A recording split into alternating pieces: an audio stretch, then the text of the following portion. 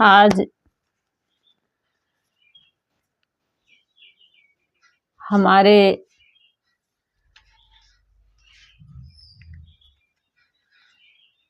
दुनिया में, समाज में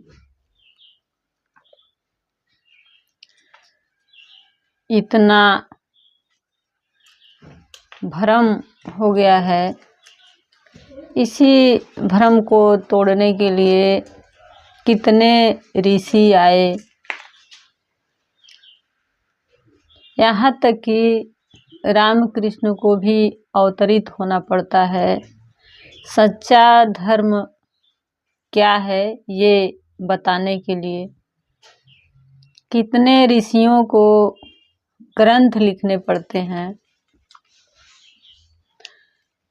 तो बहुत सारे ऋषि आए इस दुनिया में और अपना विचार रख के चले गए, क्योंकि शरीर चला जाता है, विचार तो अभी भी है और विचार ही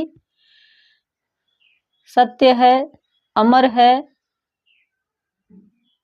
वही साधु है।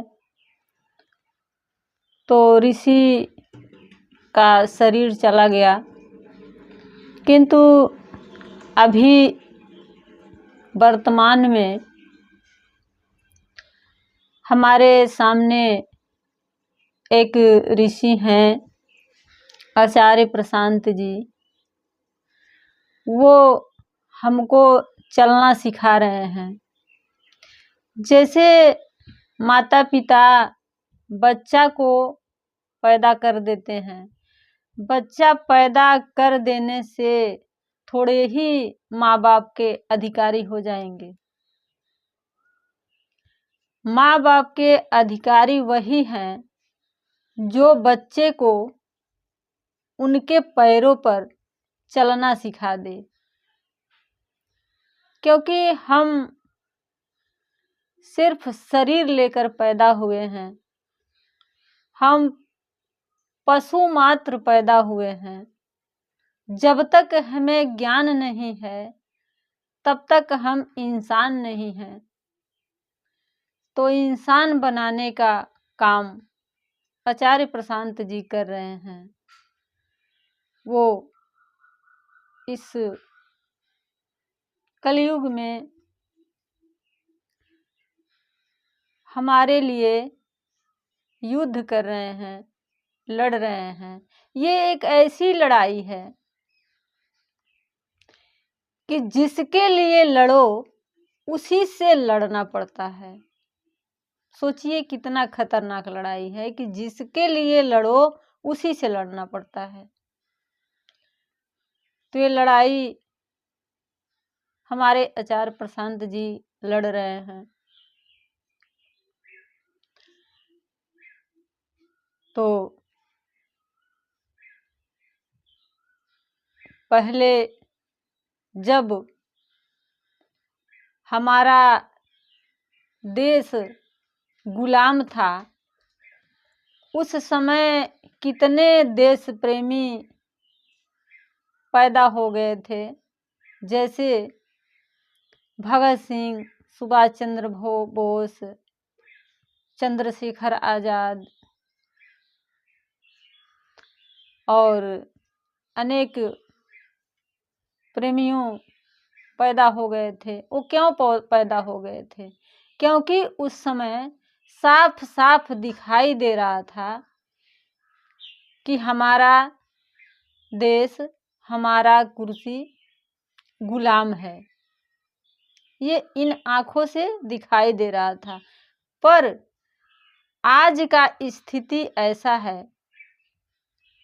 कि गुलाम तो है, भारत गुलाम तो है, पर वो सूक्ष्म रूप से गुलाम है, हमें दिखाई नहीं पड़ रहा है। और समाज माने क्या? क्योंकि हर एक व्यक्ति इसमें भागीदार है और व्यक्ति से ही परिवार होता है और परिवार से ही समाज होता है। तो सीधे सीधे कहिए तो हम हर एक व्यक्ति गुलाम ही हैं।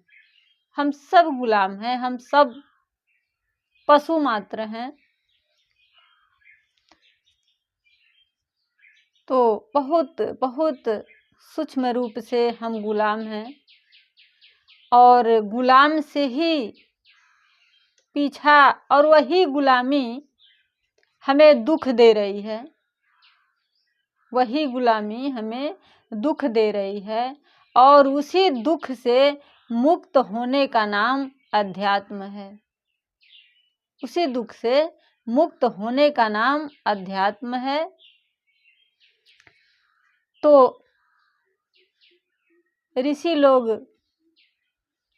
किस तरह से हमारे आँखों का भरम का पर्दा हटा रहे हैं, ये इन आँखों से नहीं दिखाई देगा, भीतर उतरने से, भीतर अपने गहराई में उतरने से दिखाई देगा। तो कह रहे हैं उसे कोई नहीं रोक सकता, उसे कोई नहीं रोक सकता। क्यों नहीं रोक सकता? कह रहे हैं आत्मविद्या इतनी कठिन है, लेकिन आत्मविद्या जिसको सध गई तो जितने तरीके के कलाएं होती हैं और कौशल होते हैं वो बच्चों का खेल लगने लगता है। आत्मज्ञानी अगर दुनिया के मुद्दे में घुस गया तो चीर फाड़ देता है, उसे आप रोक नहीं सकते। आप जो दुनियादारी में हारते हो वो इसलिए थोड़े हारते हो कि आपके दुनियादारी में कोई कमी है। सब दुनियादारी घूम रहे हैं, आप दुनिया में इसलिए हारते हो कि आपके भीतर बहुत कमी है। वहाँ आप इसलिए हारते हो क्योंकि यहाँ बहुत कमी है अपने भीतर, जिसके यहाँ कमी नहीं बची वो बहुत कम श्रम के साथ दुनिया में जिस क्षेत्र को पकड़ेगा उस क्षेत्र का राजा हो जाएगा। आप उसे रोक नहीं पाओगे।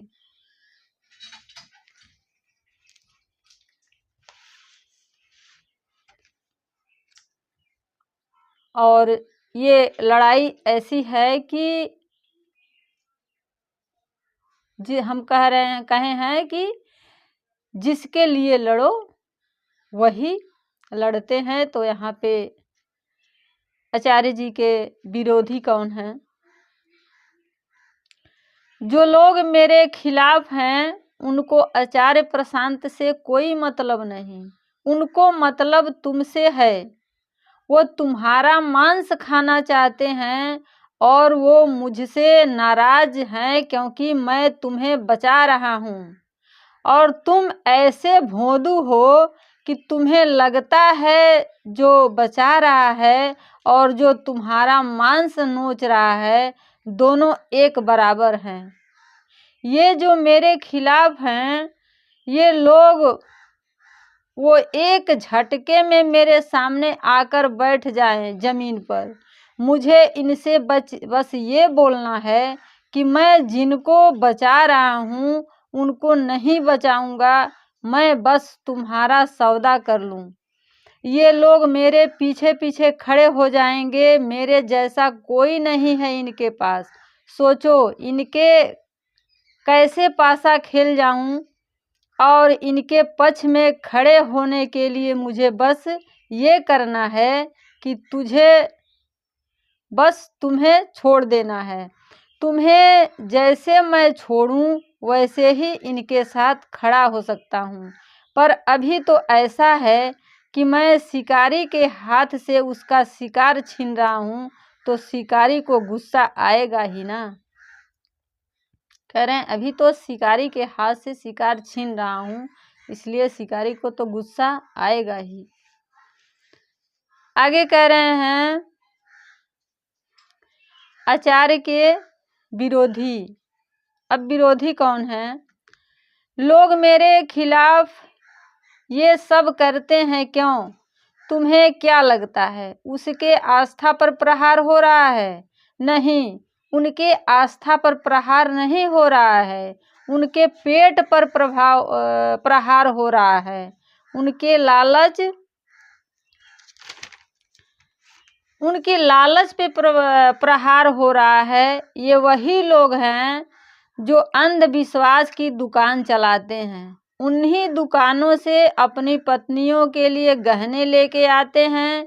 ये मुझ पर प्रहार न करें, इसके बच्चों को फीस नहीं जाएगी और बीवी को साड़ी नहीं आएगी, इनकी ये हालत है।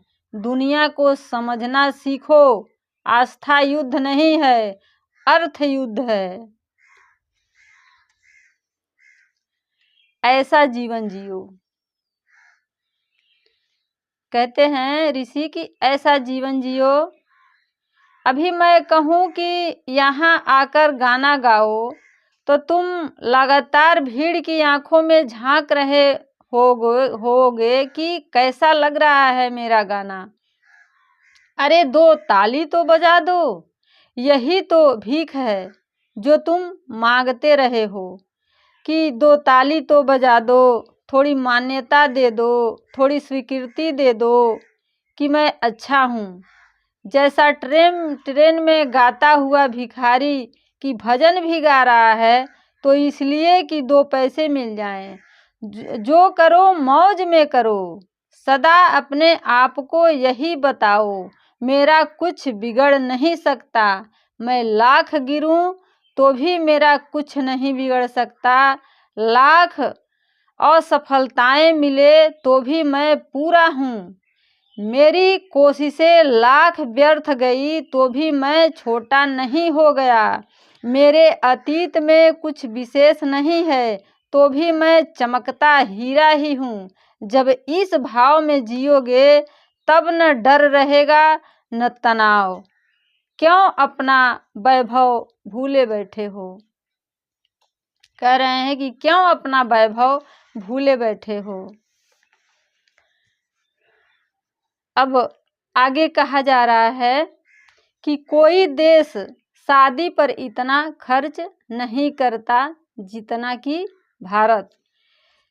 जो ये वाली बात है कि हम गरीब हैं तो क्या हुआ, वो हमारा भाई इतना अमीर है, ये बात बिल्कुल भी ठीक नहीं है।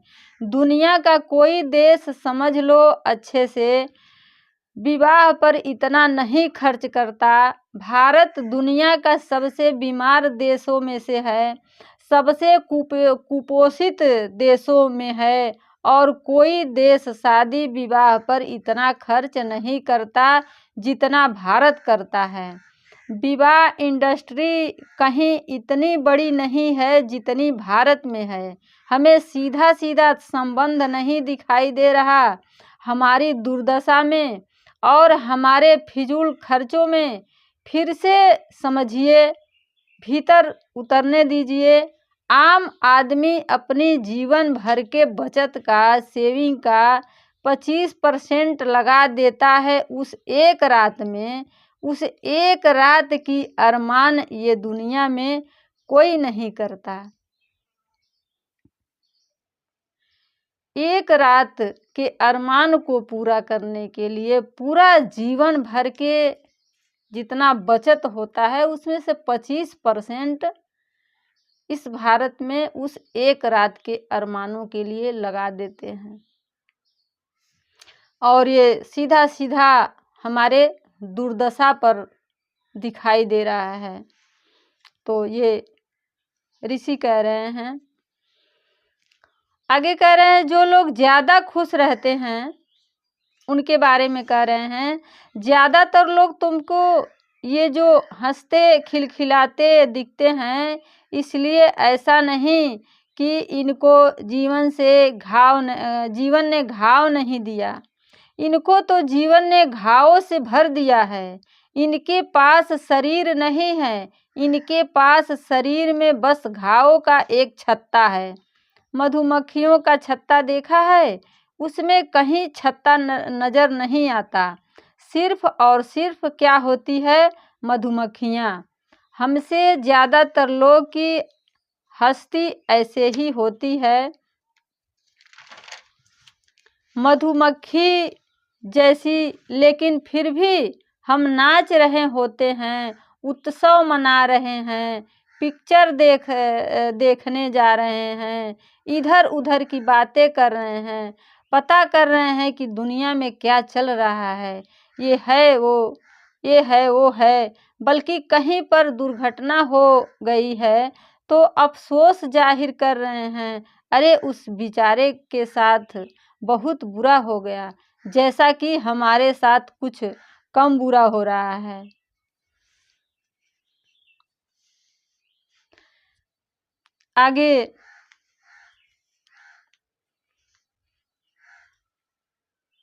आगे कहा गया है कि सिद्धार्थ के एक वचन से राजा बिंबिसार ने मगध में पशु बलि बंद करवाया। सिद्धार्थ के एक वचन से राजा बिंबिसार ने मगध में पशु बलि बंद कराया। सिद्धार्थ कहते हैं, प्रश्न ये नहीं मित्र कि मैं जीऊं या मरूं, प्रश्न ये है कि इस जीवन मरण के चक्र से मुक्ति का कोई तो मार्ग है, यदि है तो उसे खोजना मेरा लक्ष्य है, नहीं तो इन पशुओं की तरह अकारण ही जीऊंगा और अकारण ही मर जाऊंगा। क्या दोष है इन निर्दोष पशुओं का, जो महाराज बिंबिसार आपको इनकी बलि देनी होगी। इनमें भी हमारी तरह जीवन की ऊर्जा है। ये कौन सा धर्म है जो कहता है कि एक निर्बल को मारने से अशुभ समय टल जाएगा। यदि पशुओं के मुंह में जिह्वा होती तो ये भी पूछते कि पाप करे कोई और भरे कोई और। तो आज एक निर्बल सन्यासी आपसे कहता है कि ये अधर्म है। राजा बिंबिसार कहते हैं कि आज मेरे मित्र ने मुझे अधर्म से बचा लिया, आज से मगध में कोई बलि नहीं दी जाएगी। इस प्रकार से गौतम बुद्ध ने अपने जीवन में संघर्ष किया है, जीवों को बचाया है, और एक हम हैं जो जीवों को ही मारकर खा जाते हैं। आगे कोई प्रश्न करता है ऋषि से कि शादी करनी है या नहीं, शादी करनी है या नहीं। अब ऋषि कहते हैं कि जीवन में स्त्री आ जाए इससे कुछ नहीं होगा, तुम्हारा ब्रह्मचर्य नहीं नष्ट हो जाएगा।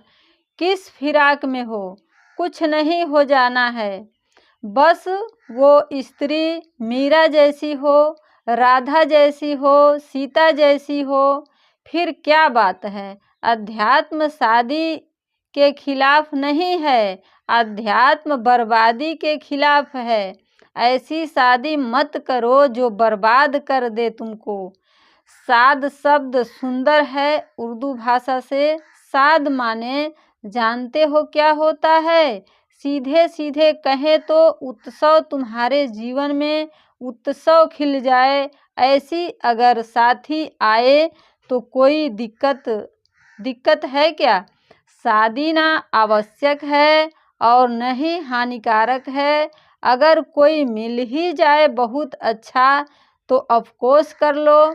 शादी कोई नहीं मिल रहा है तो रंज क्या भाई, नहीं मिल रही है तो एकला चलो रे।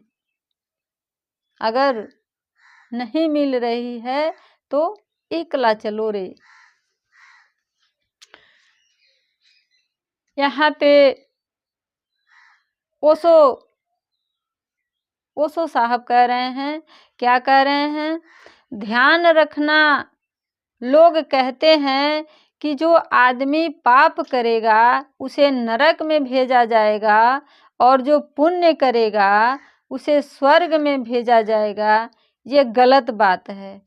सच बात कुछ और है। जो पाप करता है वह नरक में जीता है, भेजा जाएगा, ऐसा नहीं है। वह भविष्य में नहीं बल्कि अभी जीता है। और जो पुण्य करता है वह स्वर्ग में जीता है, अभी और यहीं। पाप और पुण्य प्रतिफल देते हैं। यह कोई सरकारी काम थोड़ी है कि फाइलों को सरकने में इतना समय लगे कि तुमने पाप किया या पिछले जन्म में और अब तुम्हें फल मिलेगा। तुमने इसे भारतीय सरकारी का व्यवस्था समझ रखा है, क्योंकि फाइलें एक टेबल से दूसरी टेबल सरकते रहे और कभी कोई परिणाम न हो। धर्म नगद है यहीं और अभी, उधार कुछ भी नहीं। ये ओशो का विचार है। दुनिया हमेशा आपसे विपरीत चलती है। यहाँ पे ऋषि कह रहे हैं कि दुनिया हमेशा आपसे विपरीत चलती है। ये दुनिया चीज ऐसी है उल्टी, ये दुनिया ऐसी चीज है उल्टी, तो इसके साथ रिश्ता भी ऐसा ही रखना चाहिए उल्टा। इन्हें पता चल गया ना कि तुम प्रसिद्धि और प्रशंसा के प्यासे हो, तो ये तुमको प्यासा ही मार डालेंगे। और जिनको कोई कद्र नहीं रह जाती प्रशंसा की, प्रशस्ति की, जो कहते हैं भाड़ में जाओ तुम और तुम्हारी इज्जत और तुम्हारी तारीफें, विचित्र बातें, ये दुनिया फिर सचमुच उनकी इज्जत करना शुरू कर देते हैं। माने क्या? माने ये कि असली इज्जत मिलती भी उनको है जिसे इज्जत चाहिए नहीं।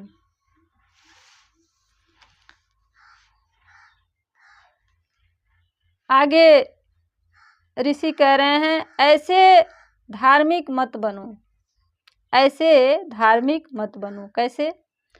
मुझे किसी से बात करनी हो, हम गीता पर बात कर रहे हैं, कोई आदमी बोले कि मैं तो पक्का धार्मिक हूँ और कोई आदमी बोले मुझे कोई धर्म से लेना देना नहीं है, मैं दूसरी आदमी से बात करना ज़्यादा पसंद करूँगा। ज़्यादा संभावना है कि मैं उसको गीता समझा पाऊँगा।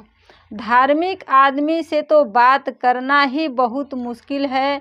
बहुत फिजूल की मान्यताओं का, हठ का, अहंकार का एक विचित्र सा पुतला, जो ना कुछ सुन सकता है ना समझ सकता है। और यह मैं कोई हिंदुओं की नहीं बात कर रहा, दुनिया भर में ऐसा ही है। बल्कि यहाँ यह भी हो सकता है कि दुनिया भर में भारत से और ज़्यादा हो। आगे श्री कृष्ण कहते हैं, मैं किसी का भाग्य नहीं बनाता, हर व्यक्ति अपना भाग्य खुद बनाता है। कृष्ण कहते हैं अर्जुन से कि मैं किसी का भाग्य नहीं बनाता, हर व्यक्ति अपना भाग्य खुद बनाता है। कैसे? श्री कृष्ण कहते हैं कि हे अर्जुन, मैं किसी का भाग्य नहीं बनाता, हर व्यक्ति अपना भाग्य खुद बनाता है। आप आज जो भी कर्म कर रहे हो उसका फल आपको कल प्राप्त होगा, और आज जो आपके पास है वह आपके द्वारा पहले किए गए कर्मों का फल है। जिस मनुष्य के अंदर ज्ञान के कमी और ईश्वर में श्रद्धा नहीं होती, वह मनुष्य जीवन में कभी भी आनंद और सफलता को प्राप्त नहीं कर पाता। जो जितना शांत होता है वह उतना ही गहराई से अपनी बुद्धि का प्रयोग कर सकता है। कर्म वह फसल है जिसे इंसान को हर हाल में काटना ही पड़ता है। इसलिए हमेशा अच्छे बीज बोएं ताकि फसल अच्छी हो। यदि आप अपनी गलतियों से कुछ सीखते हों तो गलतियां सीढ़ियां हैं और नहीं सीखते हैं तो गलतियां सागर है। निर्णय आपका है, चढ़ना है या डूबना है। कह रहे हैं निर्णय आपका है कि ऊपर चढ़ना है कि नीचे गिरना है। आगे कहा जा रहा है कि जिंदगी तब आसान होती है जब तुम ये बात समझ लेते हो कि हर कोई तुम्हारा नहीं रहेगा। कुछ लोग एक वक्त तक तुम्हारे साथ सफ़र का हिस्सा होता है, जब उनका वक्त पूरा हो जाए तो जाने देना होता है। किसी के पीछे भागना, किसी को ज़बरदस्ती रोकना सिर्फ तुम्हें दुख देगा और कुछ नहीं। जो लोग तुम्हारे साथ रहना चाहते हैं उन्हें रोकने की ज़रूरत नहीं होती, और जो जाना चाहते हैं उन्हें रोकने का कोई फ़ायदा नहीं। हर रिश्ता एक इम्तिहान होता है। कुछ लोग सिर्फ तुम्हारी ज़िंदगी में इसलिए आते हैं ताकि तुम्हें सबक सिखा सकें। तुम जितनी जल्दी समझ लोगे कि हर इंसान तुम्हारा नहीं, उतना ही तुम्हारे लिए बेहतर रहेगा।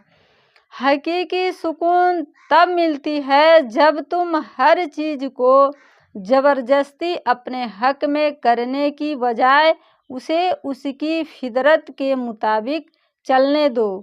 जो लोग तुम्हारे ज़िंदगी में रहने वाले हैं वह बिना किसी वजह के भी तुम्हारी ज़िंदगी का हिस्सा बने रहेंगे। ऋषि कह रहे हैं कि अतीत को बदला जा सकता है। कह रहे हैं नहीं बदलेगा तुम्हारा व्यक्तित्व तो ऐसे ही रह जाओगे। छोटे से सुकुचित से, डरे से, बात बात में गिरते, इधर ठोकर खाते उधर पड़ते। अगर अपना अतीत वही रखोगे जो तुम्हारा आज तक रहा है। अतीत बदलो, अतीत को बदलो। अतीत कैसे बदला जाता है? अतीत में जा करके टाइम टेबल से अतीत बदला जाता, अतीत को भुला करके। महिलाओं को आज़ादी दो। ऋषि कह रहे हैं कि महिलाओं को आज़ादी दो।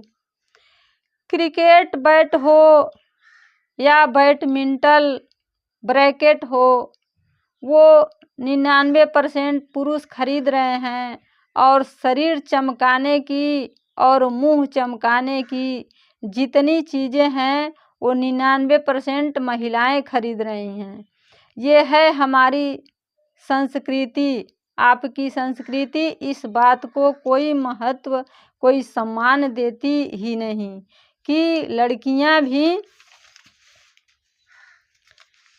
जीवन के तमाम क्षेत्रों में आगे बढ़ सकती हैं, खेल कूद सकती हैं। अभी तो मैंने बात करी थी टेनिस खेलने की जा रही है। इसी बात पर लोगों की भ्रिगकुटियाँ तन जाएगी, और अगर वो कहीं स्विमिंग खेलने जा रही हो माताजी, तब तो वो सीधे सीधे मुझे लगता है बदचलन ही कहलाएंगी।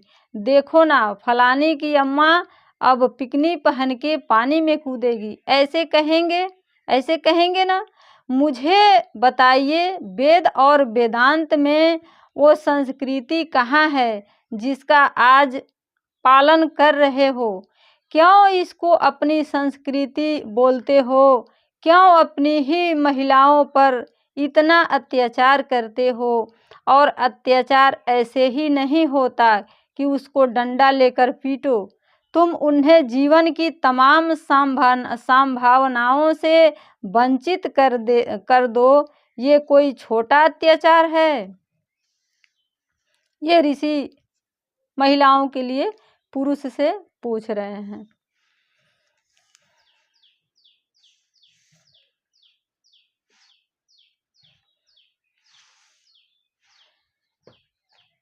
यहाँ पे जो दाढ़ी मूछ वाले बाबा जी बैठे हैं उनके लिए ऋषि कह रहे हैं, क्या कह रहे हैं? बाबा जी को सैलून ले जाओ। कह रहे हैं बाबा जी को सैलून ले जाओ। आगे क्या कह रहे हैं, कल्पना करिए कि एक बाबा जी को सैलून में ले गए और उनका जो गेटअप है वो आपने सब साफ करा दिया, इंसान बना दिया। उनको भीतर ही भीतर फोटोशॉपिंग कर दो, देखते देखते कहो अच्छा दाढ़ी भी हटा दिया, मूछ भी हटा दिया, या तो उनकी कोई फ़ोटो हो तो ले लो और उसमें सब कुछ हटा दो और उनको एक साधारण शर्ट पैंट पहना दो, मंच भी हटाओ, ये जो ऊंचे सिंहासन पर बैठ गए हैं वो सब हटा दो, जो कुछ भी उन्होंने अपने सहारे के लिए रखा हुआ है वो सब हटा दो। पूछो अब क्या मैं सुनूंगा? इस आदमी की बात तुम्हारा मन नहीं करेगा इस आदमी की बात सुनने की, क्योंकि बात में ऐसा कुछ था ही नहीं। कभी बाल मालूम है प्रकृति में किस काम आते हैं? जितना आप होते नहीं उतना आपको बड़ा दिखाने का काम आता है। जो हमारा सिंह होता बब्बर शेर, ये असल में बाघ के तुलना में एक छोटा प्राणी होता है। बाघ ज़्यादा ताकतवर भी होता है और बाघ और शेर की कभी लड़ाई हो जाए तो बाघ बहुत आसानी से जीतता है। बालों और दाढ़ी की उपयोगिता ये होती है कि आप जितने हो नहीं उससे ज़्यादा दिखाई दो। ये एक तरह के साइकोलॉजी सिग्नल है। बाबा जी ने ये जितनी बाहरी सिग्नली कर रखी है, अगर मैं सब हटा दूं तो सड़क का एक आम आदमी बना दूं तो क्या मैं इससे प्रभावित होऊंगा?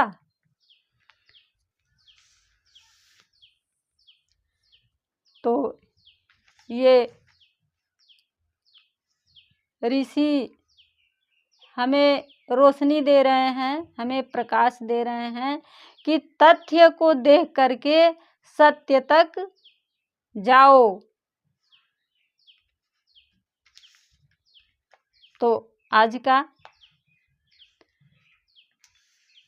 यही है।